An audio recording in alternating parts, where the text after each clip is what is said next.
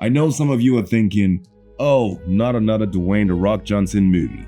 But I kid you not, this is pretty good, and it's got that early 2000s Christmas movie vibe.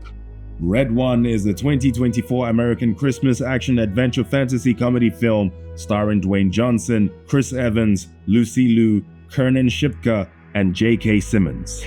Look, I must say, this film feels like it should have been released on streaming. Now, I'm not saying that to mock the film because it does have a budget of $250 million and it shows for the most part. I'm just saying it should have gone straight to streaming because times are different and not a lot of people are taking their kids to cinemas to watch Christmas movies. Times are tough. I think the box office takings are looking pretty grim to prove my point. I do have a feeling this movie was probably made to go on a streaming platform, but they just thought they would give it a theatrical run for the sake of it. The real cash will be made on streaming subscriptions over Christmas. They are playing the long game here. When Santa Claus, codenamed Red One, is kidnapped, the North Pole's head of security, Dwayne Johnson, joins forces with the world's most notorious bounty hunter, Chris Evans, on a high-stakes action-filled journey across the globe to rescue Christmas. The movie is fun, and if you have kids, they will enjoy it, and you, the adults paying for the tickets, will also somewhat enjoy it too. And here are the pros and cons, starting with cons.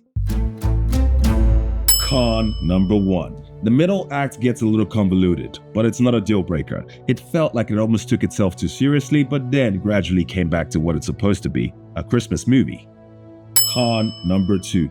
There is no specific reason for Lucy Liu's character to be in this movie. The story carries on the same without her, but I'm glad to see Lucy Liu in this movie. Con number 3. J.K. Simmons is not in this film as much as you think he would be. Con number 4. The villain is not very memorable. I seriously can't remember what her problem was. But I remember she had some Santa kidnapping thing for some reason. Seriously, I didn't care. Con number 5. Let's say you replace Chris Evans with Ryan Reynolds halfway through the movie, no one would notice, and you may actually really think you are watching Red Notice on Netflix, which is not a good thing. And now for the pros.